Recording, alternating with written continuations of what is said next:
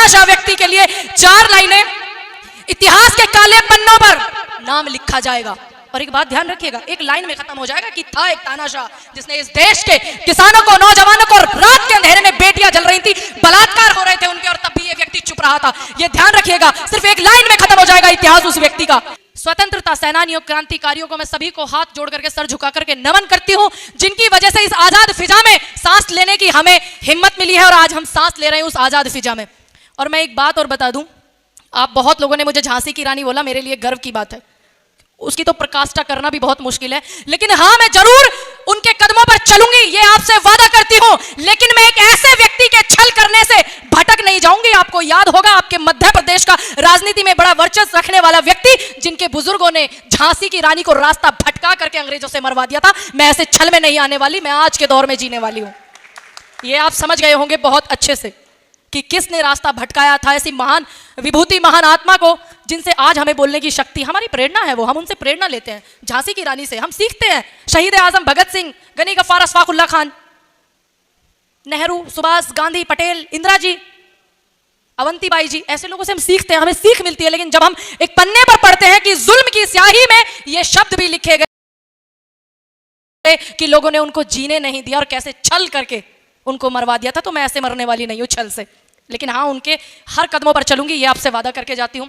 बहुत से लोग, अन्नू जी पूछते हैं कि कांग्रेस क्या है, कि कांग्रेस क्या है, कांग्रेस ने क्या किया है, तो सोचा 4 लाइनें उत्तर प्रदेश की धरती से लिख करके आप लोगों के बीच में लेकर आई हूं। मेरे भाई ने भी सपोर्ट किया लिखने में, और मेरी धर्म माँ बैठी हुई है, मुझे एक शक्ति मिलती है, उनका भी बहुत योगदान है, और यहां तक पहुंचाने में आप सब लोगों का बहुत ज्यादा योगदान है, क्योंकि आज एक ऐसे व्यक्ति का भी जन्मदिन है, शास्त्री जी का, जो जवान और किसान के दुख को समझते थे, लाल बहादुर शास्त्री जी। गौर कीजिएगा और बातों को पहुंचाइएगा, क्योंकि ये हमारी जिम्मेदारी है, ये विरासत हमारे बुजुर्गों की है। क्योंकि एक भी व्यक्ति यहां ऐसा नहीं बैठा होगा जिसके बुजुर्ग ने इस देश की आजादी की लड़ाई में अपना खून ना बहाया हो। अगर बैठा हो तो बता दीजिएगा, कोई नहीं है ना? सारे इस देश के वो लोग हैं जिनके बुजुर्गों ने आजादी की लड़ाइयां लड़ी हैं और खून बहाया है। सच है ना ये बात? तो गौर करके सुनिए, अगर इन बातों को पहुंचाना हमारी और आपकी जिम्मेदारी है। क्यों? क्योंकि आज का जो दौर है वो नफरतों का दौर है। आओ गले मिलकर नफरतों को दफन कर दे। ये दौर है, इसमें मोहब्बत की, भाईचारे की बहुत जरूरत है। कांग्रेस क्या है सुनिएगा। बापू का सम्मान है कांग्रेस, रघुपति राघव गान है कांग्रेस, नेहरू का अरमान है कांग्रेस, युग युग चीर महान है कांग्रेस, जन जन कांग्रेस, हर मन कांग्रेस, और इस हिंदुस्तान का जीवन है कांग्रेस। शास्त्री जी का ईमान है कांग्रेस, इंदिरा जी का बलिदान है कांग्रेस। है कि नहीं? है कि नहीं? मानते हो कि नहीं? मानते हो ना? शास्त्री जी का ईमान है कांग्रेस, इंदिरा जी का बलिदान है कांग्रेस, राजीव जी की शहादत है कांग्रेस, सोनिया जी का त्याग है कांग्रेस, भारत की मांग है कांग्रेस, जन जन कांग्रेस, हर मन कांग्रेस, और इस हिंदुस्तान का दिल है कांग्रेस। भोर की मीठी अजान है कांग्रेस, पगड़ी का अभिमान है कांग्रेस, ईश्वर का वरदान है कांग्रेस, जन जन कांग्रेस, हर मन कांग्रेस, इस हिंदुस्तान का दिल है कांग्रेस। खेतों में किसान है कांग्रेस, मजदूरों की मुस्कान है कांग्रेस, अग्नि का निर्माण है कांग्रेस, मंगल तक उड़ान है कांग्रेस, भारत की पहचान है कांग्रेस, जन जन कांग्रेस, हर मन कांग्रेस, इस हिंदुस्तान का दिल है कांग्रेस। जो लोग फैलाते हैं हिंदू मुस्लिम के भाईचारे में बहुत बांटते हैं, उनके लिए 4 लाइनें लिख करके लाई हूं कि गीता का भी ज्ञान है कांग्रेस, बाइबल और कुरान है कांग्रेस, गुरबानी की बखान है कांग्रेस, सर्व धर्मों का मान है कांग्रेस। और बात अब तक पहुंचे तो जोरदार तालियों से स्वागत कीजिएगा कि गीता का भी ज्ञान है कांग्रेस, बाइबल और कुरान है कांग्रेस, गुरबानी की बखान है कांग्रेस, सर्व धर्मों का सम्मान है कांग्रेस। जोरदार तालियों से बताइए कि है या नहीं? मुकम्मल हिंदुस्तान है कांग्रेस, है या नहीं? ये कांग्रेस है। ये पहुंचाना आपकी और मेरी जिम्मेदारी है कि कांग्रेस क्या है। यहां पर बैठे हुए एक एक व्यक्ति के बुजुर्गों ने इस देश को सींचा है, आजादी की लड़ाई में बहुत लड़ाइयां लड़ी हैं, और आज जो लड़ाई है वो थोड़ी सी कठिन है, मैं मानती हूं कठिन है, लेकिन विचलित मत होना। सत्य जो है वो सिर्फ थोड़ा सा परेशान होगा, हिलेगा डुलेगा, लेकिन पराजित नहीं होगा। और एक ऐसे व्यक्ति के लिए 4 लाइनें लिख करके आई हूं। महाराज, आप सभी राजनीति वाले लोग हो, आपको ज्यादा बेहतर पता है, जो ये कहता था कि मैं झोला उठाऊंगा और चला जाऊंगा इस देश से।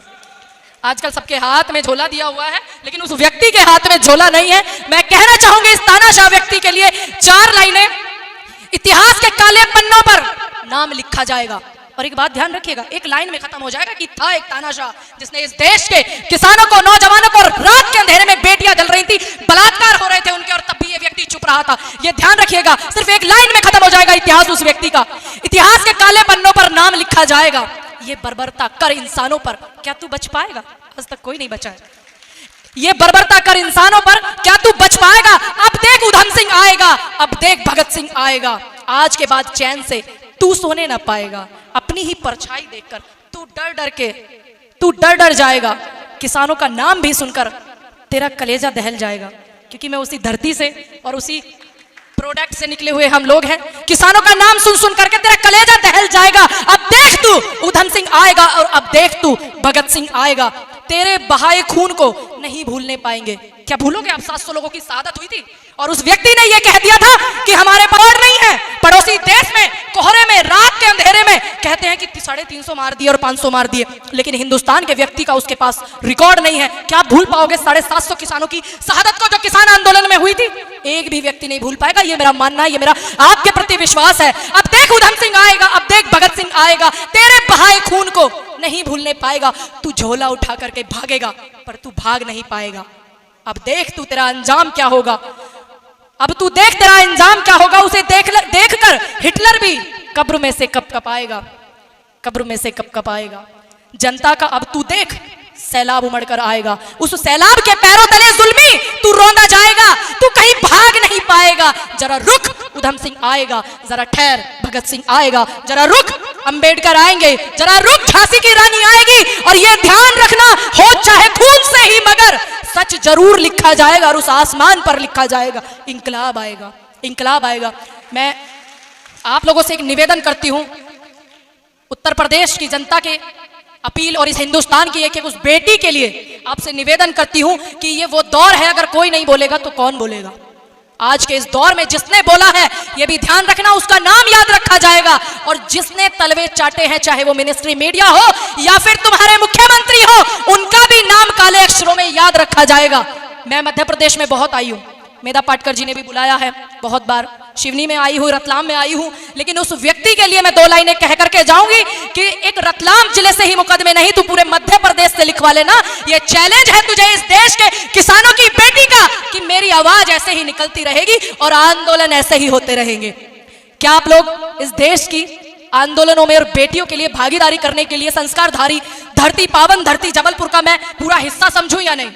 अगर आप पूरी हिस्सेदारी करेंगे इस देश की बेटियों के लिए तो एक एक हाथ उठाइएगा पीछे तक, क्योंकि उन्नाव, हाथरस, औरैया, न जाने ऐसी कितनी बेटियां हैं जिनके बलात्कार हुए हैं। चाहे एक पोस्ट सिर्फ फेसबुक से अगर आप अपने घर पर बैठकर डालते हो ना, तो वो भी उनको समर्थन होता है। और आज नई संसद के अंदर जो ओलंपिक में मेरे परिवार की बेटियां मेडल लाने वाली जो बेटियां थी, उनको घसीटने वाला, उनको मानसिक शारीरिक रूप से पीड़ित करने वाला इनका एक मंत्री, और उसको हमारे देश के प्रधान सेवक नई संसद के चक्कर कटा रहे हैं और घुमा रहे हैं। तो ध्यान रखिएगा, जिस संसद में सिंगोल रखा गया हो जो राजतंत्र का प्रतीक है, तो हम उससे क्या उम्मीद कर सकते हैं? सिर्फ हमें उम्मीद करनी है कि हमारे आने वाले समय में 2024 में वोट आपको कैसे डालनी है। क्योंकि अगर हम एक दुकान खोलते हैं, स्कूल में जाते हैं, अपने बच्चों का भविष्य तय करते हैं, तो हम क्या करते हैं? स्कूल की डिटेल निकालते हैं।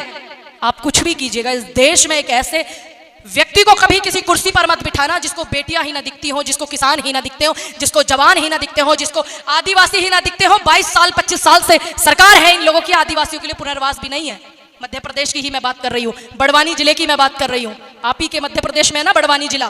कितने ऐसे लोग हैं। और आज यहाँ जबलपुर की धरती पर मैं एक बात कह करके जाऊंगी कि मैं और मेरा संगठन, संयुक्त किसान मजदूर संगठन, जो इस देश के एक एक गरीब व्यक्ति की ओर आवाज उठाएगा, वो आप लोगों के मध्य प्रदेश की एक एक जनता के एक एक व्यक्ति के साथ है। ये वादा आपसे करके जाती हूँ, इससे ज्यादा कुछ नहीं बोलूंगी। आप सभी यहाँ पर आए हुए मुख्य अतिथियों का मैं दिल से धन्यवाद करती हूँ, हार्दिक स्वागत करती हूँ, अभिनंदन करती हूँ आप सभी लोगों का दिल की गहराइयों से। आप सभी लोगों को सिर्फ एक नारा बोलने के लिए कहूंगी, ये ध्यान रखना, इन नारों में जो ताकत है ना और जो जोश है, वही बॉर्डर पे हमें मिलती थी। जय जवान, जय जवान। महात्मा गांधी जी अमर रहे, लाल बहादुर शास्त्री जी अमर रहे, इस देश का एक एक स्वतंत्रता सेनानी, क्रांतिकारी व्यक्ति अमर रहेगा। तब तक इस देश के एक एक व्यक्ति की सांसें जो हैं वो रहेंगी, तो इस देश का एक एक व्यक्ति अमर रहेगा। ये ध्यान रखना। गोडसेवादी हर युग में आतंकी ही कहलाए जाते हैं, गांधी हर युग में पूजे जाते हैं। ये भी आप याद रखिए। सभी को धन्यवाद करती हूँ, नमस्कार, राम राम। आप सभी से मुझे मिलकर बहुत अच्छा लगा, बेहद खुशी हुई। मन्नान फराज भाई को और उनकी टीम को मैं धन्यवाद करती हूँ कि मुझे आपसे रूबरू कराया। जय हिंद, जय भारत, जय जवान जी के साथ।